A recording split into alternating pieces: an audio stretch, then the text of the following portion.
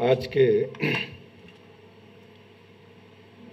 भारत नीति के ये 2 दिन के कॉन्क्लेव, इसके अवसर पर मंच पर उपस्थित भारत सरकार के मंत्री सम्माननीय डॉक्टर जितेंद्र सिंह जी और नास्काम के अध्यक्ष मान्यवर श्री चंद्रशेखर जी, भारत सरकार के अधिकारी श्रीमती अरुणा सुंदर राजन जी और देश भर से आए हुए सोशल मीडिया में बहुत सक्रिय अध्ययन करने वाले और काम करने वाले और इस विषय पर विचार करने वाले सभी महत्वपूर्ण संगठन के पदाधिकारी और युवा साथियों, सबसे पहले भारत नीति को मैं बहुत धन्यवाद देता हूं कि 2 कारणों से। एक तो इस विषय पर सही समय पर दिल्ली में एक महत्वपूर्ण कार्यक्रम के आयोजन किया है। दूसरा, मैं देख रहा हूं कि उद्घाटन सत्र में the persons who are invited for the introductory session और the inaugural session, I cannot talk about myself, but I can definitely talk about the others are rightly chosen. Dr. Jitendra Singh ji is an articulate face of the government and also is part of the power, the part of the Prime Minister office and involved actively in evolving the direction for the country. And the person, Mr. Chandrasekhar, definitely he represents the very important association. I am also surprised and I found a competitor for me. I always used to think I am the person from Telugu area who speaks in Hindi. तो मुझे अभी ध्यान में आया है कि चंद्रशेखर जी आते हैं, तेलुगु बैकग्राउंड उनका है और तेलुगु हिंदी में उन्होंने भाषण दिया and he spoke about the language. और श्रीमती अरुणा सुंदर राजन, she represents the powerful component of our Indian government, which is bureaucracy, the unchanging part of the government. Political government is changing government, and the government which provides stability for this government. So, why I am interested in speaking in Hindi on certain issues, social media, when we talk about, is the people's media. And people media means the language of the people also must become the language of the social media. Unless social media is active in Indian languages, it can never really represent the strength of Indian people. As Chandrasekhar ji spoke about, so definitely I am not only talking about Hindi, but all Indian languages. The way Congress party used to conduct its proceedings after its inception from 1885 to till 1905. It was a party driven by the English-speaking Indians. When it could connect with the people, then it got converted into the People's Party. तो इसलिए मैं कहूँगा कि social media भारतीय भाषाओं में जब उसका कंटेंट बढ़ेगा, उसका जो आंदोलन है, जो दिशा है, जो बातचीत है, जो डायलॉग है वो बढ़ेगा, तो वो भारत के लोगों के ताकत को प्रतिनिधित्व करेगा. इसलिए the first important barrier for the social media to make an impact on the government in terms of good governance, this is the first important barrier which it has to cross. तभी लोगों को लगेगा कि social media कुछ हमारा है. और second important मैं बात यह कहूँगा कि यहाँ पर the people who are sitting in this hall, this is the only country where when we talk about social media, when we discuss about social media, the people sitting inside the hall and people who are in the outside, both are same. Otherwise, normally the people who can use technology, they are always young people. So when we conduct a social media conference, inside the hall you will have the young people and you have to talk to young people because they are the connected people, they are the drivers of the movement. But outside, in all the countries necessarily so, outside the people are, they form a different age group but India inside the hall and outside the hall same. Outside the hall India is young and inside the hall, so here what we are seeing is also young people. So young Indians are, the whole country is young. Today what is the population of, 50% of the below 25 is young. 50% of the population is below 25 and 65% is below 35, and by 2020 the average age will become, Indian average age will become 29. This is going to happen only in India. And the rest of the world you will be seeing the aged people and aging countries.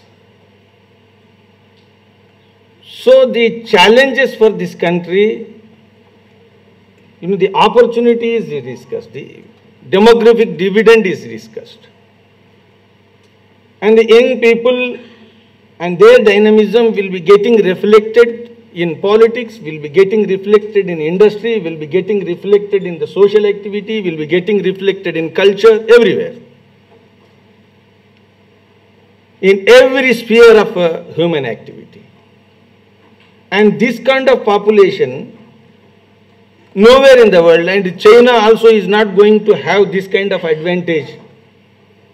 And we will be having this advantage for the next 1-2 decades.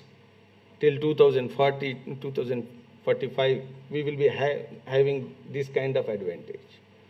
So the young people is an advantage of this country, is an asset for this country.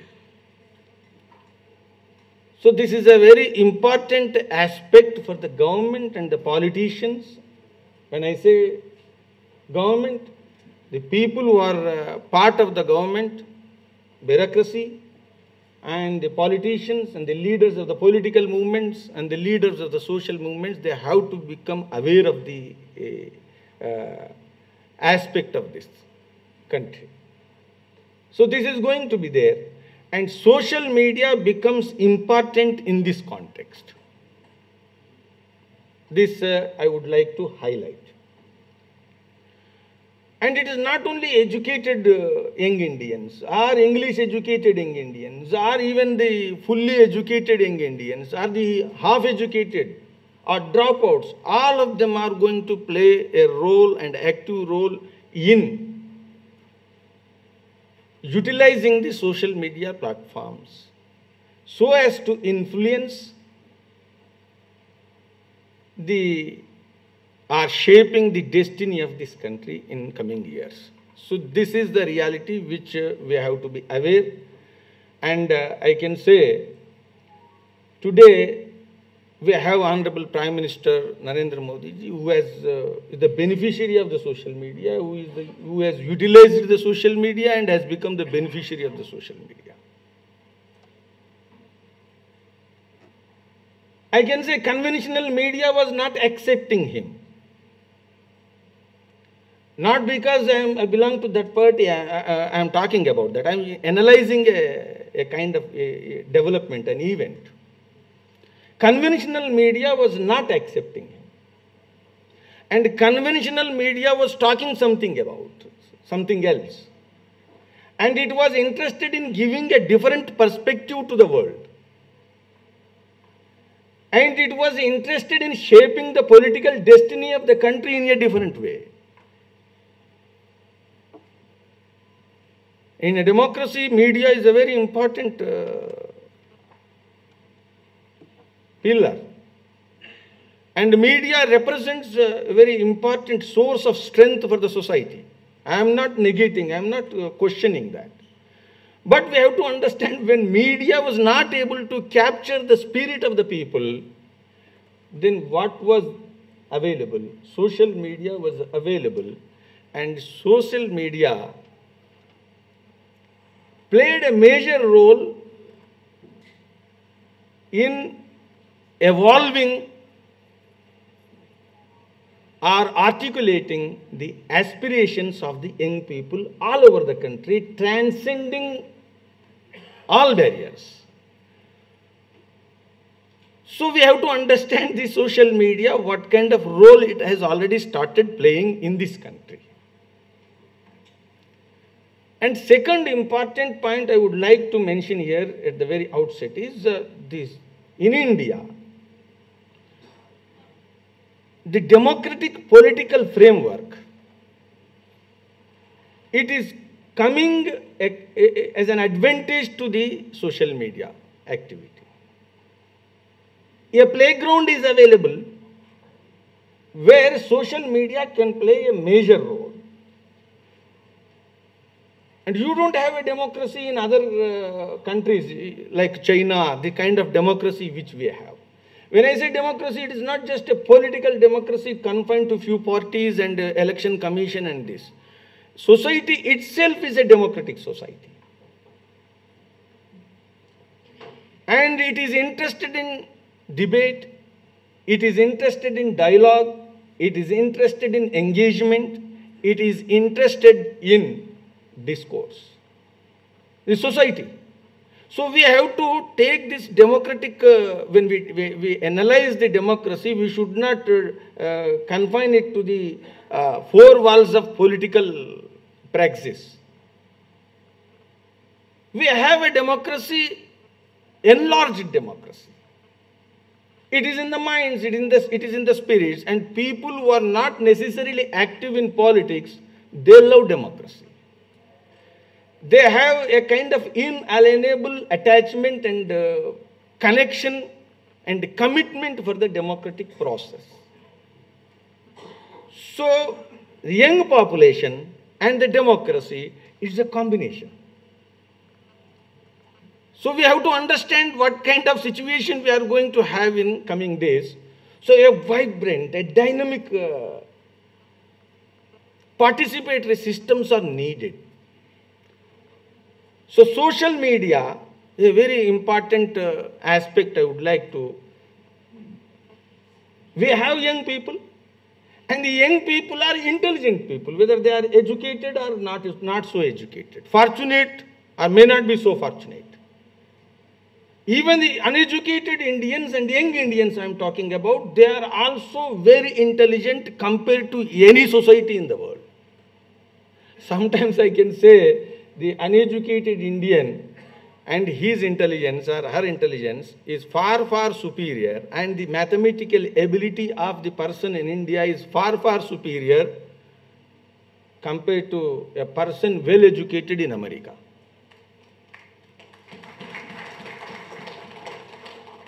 This also we have to understand. And another point in this context, we have to understand the commitment for democracy and the participation in democracy. You know, you have to understand, everybody is interested in a democratic debate. This is the only country where you have a media which is increasing and enlarging. The readership is not contracting.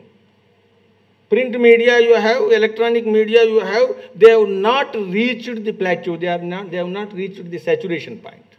This is the only country. So there is nothing to be worried about. Even conventional media in conflict with social media are challenged to, it is not like that. So conventional media.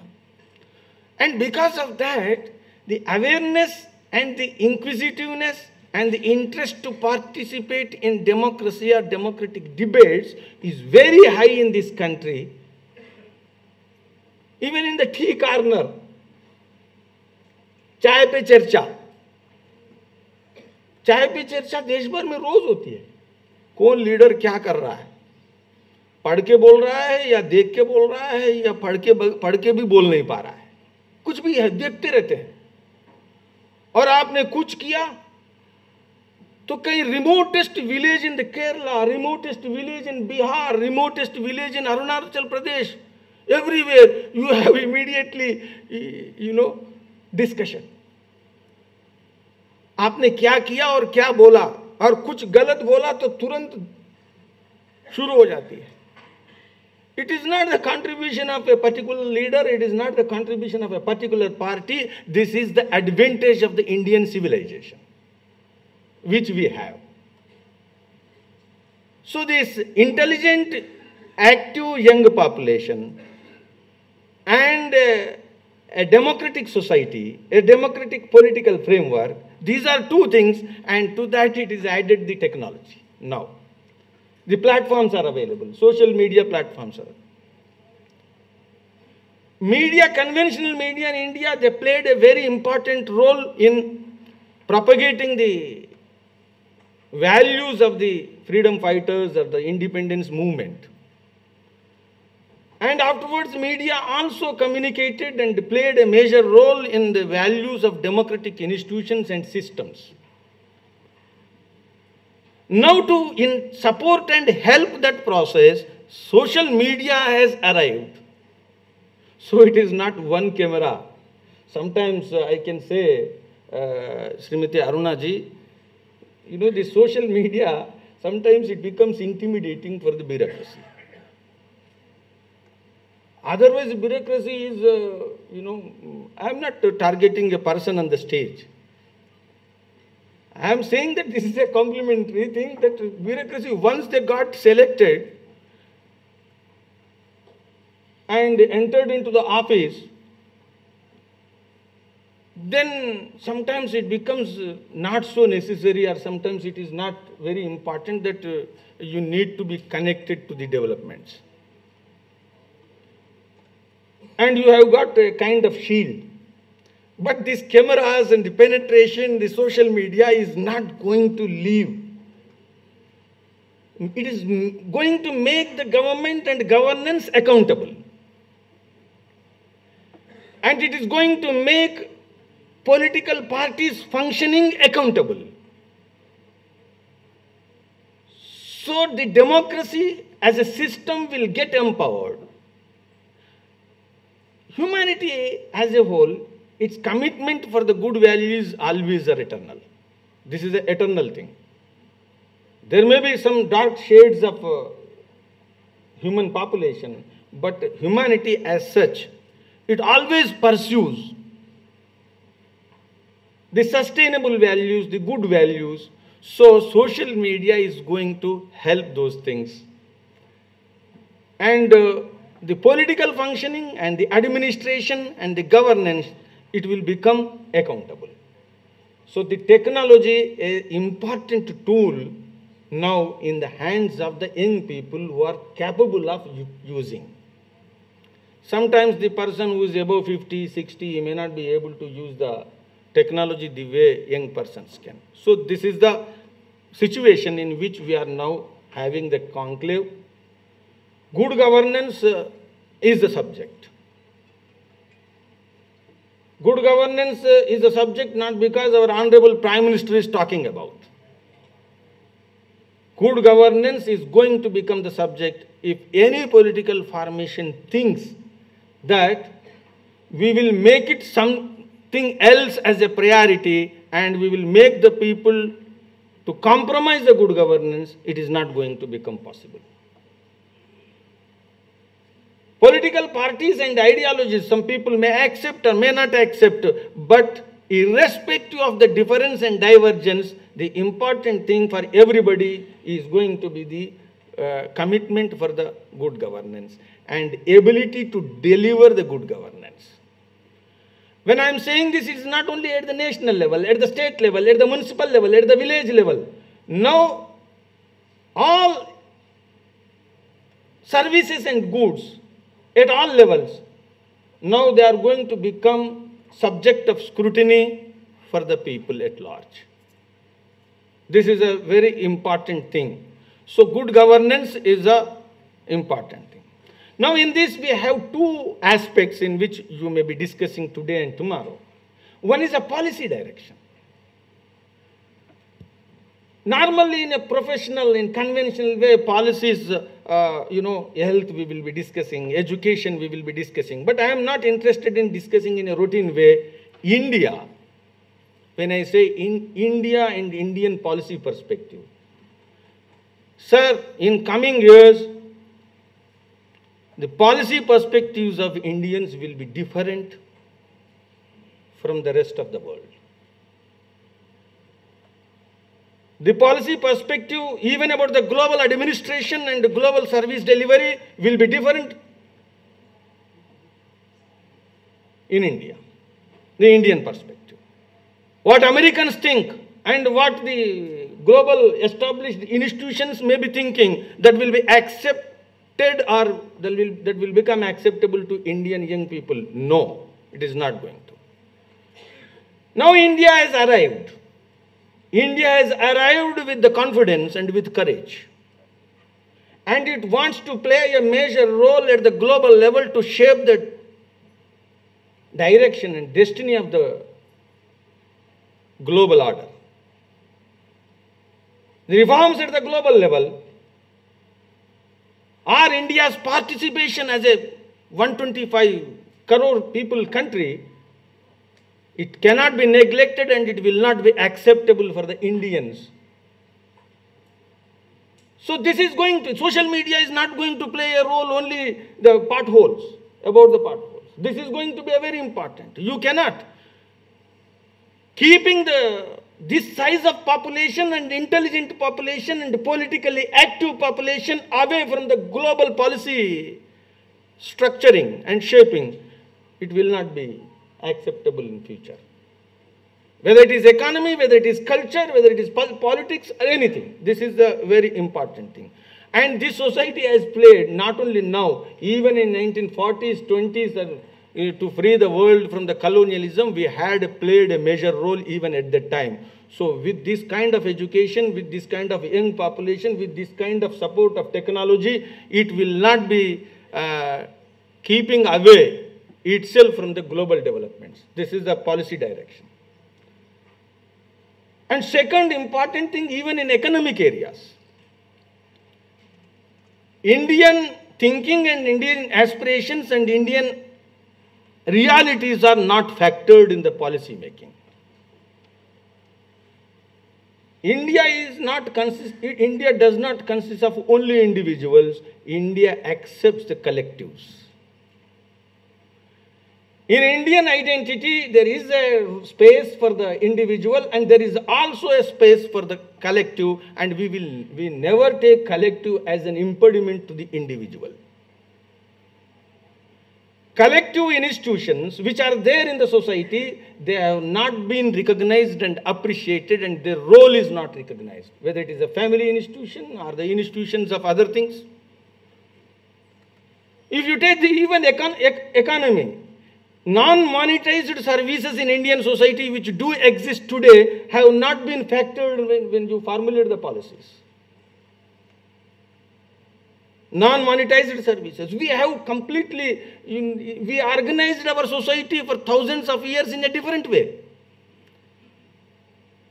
So the society which is now getting organized, if they think and they want to analyze India in their way, and they want to keep the definitions which are suitable for them, will not be acceptable to Indian society. I am not now elaborating that. So this kind of policies, the policies are Even, for example, if you take, what kind of India? Indian culture, if you have the temples from Tamil Nadu, from Kerala to Kashmir, you have temples, and the temple managements are not allowed to have the greater democracy, or democratization is not there. You will have democracy in the political arena, and you in administering the temples, you will not have the democracy. It is not possible. Society wants to. It is not the domain of the government. So there are certain issues. The issues in the cultural area. Society wants to express in different ways, in different areas, in different ways. So this we have to understand. These are policy lines. If you take even in the Constitution, Indian Constitution, these are policy debates. Social media is going to play a major role. Indian Constitution has rightly recognized the minorities to have their institutions in order to protect and safeguard and promote their identities and their interests. There is nothing wrong in it. But the same constitution cannot deprive the majority to do the same thing. A non-level playing field cannot be allowed to. So there are a number of things. Policy means it is not just water. Policy does not mean it is a road. Policy does not mean only this and that. There are a number of areas which are so far not so explored, and in coming years, the administrators and the policy makers have to focus on these areas, because social media will not allow them to keep themselves immune from these things. And education. I give a very high importance to the education, because in coming days, education is the game changer. One single escalator if this country is having is the education, and education will change the entire picture in coming years. So social media in both policy direction, how to connect. For example, I see, she comes from South India. We have a tradition, a scientific tradition in the name of Shatavadani, Sahasravadani, Ashtavadani. It is as scientific as any atomic science today. Without following the scientific thing, you cannot create Ashtavadani or Shatavadani. It is a science. So the knowledge traditions which are existing even in today, and the traditions which are sustained today, the education has to think about how to take them as assets of the country. So primary education to the higher education, education as the game changer, social media is going to play a major role. And in this, lastly, I would say the governance, practical governance, delivery, governance, government's delivery mechanism. Now, in coming days, social media, if 5 cameras, electronic cameras or the print media cameras, they were so powerful, and they influenced the Indian democracy in the last so many years, then in coming years you can understand when you have millions of cameras. So no officer, no leader can expect that he will be trading in area where the cameras are not there. So there is no, in coming days, you have to see there is no private and no public. The lines are obliterated. You have to be in both the places same. A dual character is not going to be appreciated. It does not mean that a leader or a person or administrator should not have a privacy or a private life. I am not saying that, but one has to become cautious, because leaders are the lampposts of the society. So in this context, this 2-day conference, Bharat Niti, first time it has organized two-day conclave on this very important policy framework are the movement and the direction. I feel in the coming sessions there will be productive discussion and informed discussion, and with the presence of our Honorable Minister Shri Jitendra Singh Ji, and with his direction, definitely this movement will be able to create a kind of mark in ongoing debate. Thank you.